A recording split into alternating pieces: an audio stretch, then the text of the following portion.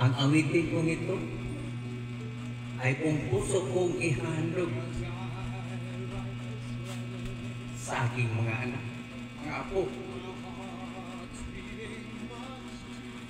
Lalo-lalo na sa aking kapatid. Nagsudan.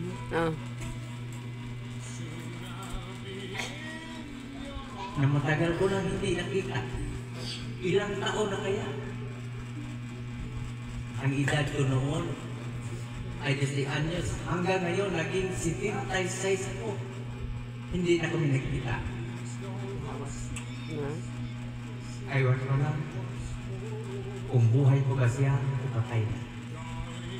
Pero kahit nasaan siya ngayon, mahanapin siya sa aking dilig.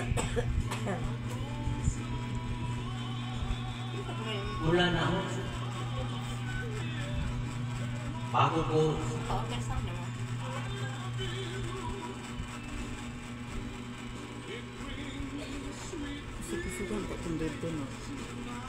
bago ko umawit, sasabihin ko muna sa inyo at parinig ko sa buong sanglibutan na yung kapatid ko na isang lalaki na si Antonio Gomez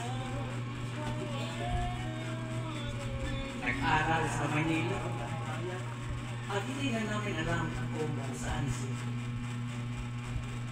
Kasi dinala siya sa kapatid kong babae na nagtrabaho sa Manila. Pero ngayon, sana, bago man kumalagatan ng hininga, magkita kami.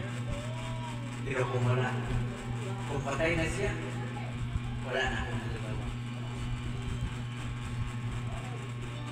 Yan nga ang hinihiling ko sa Panginoong Diyos. Naway tulungan ako ni Idol Turbo na makita ko ang aking kapatid kung buhay. Tangay pangalan. Antonio Gomez. Thank you. Buti nga dito yung pangalan si Loretta. Ayaw na ako niya na puto.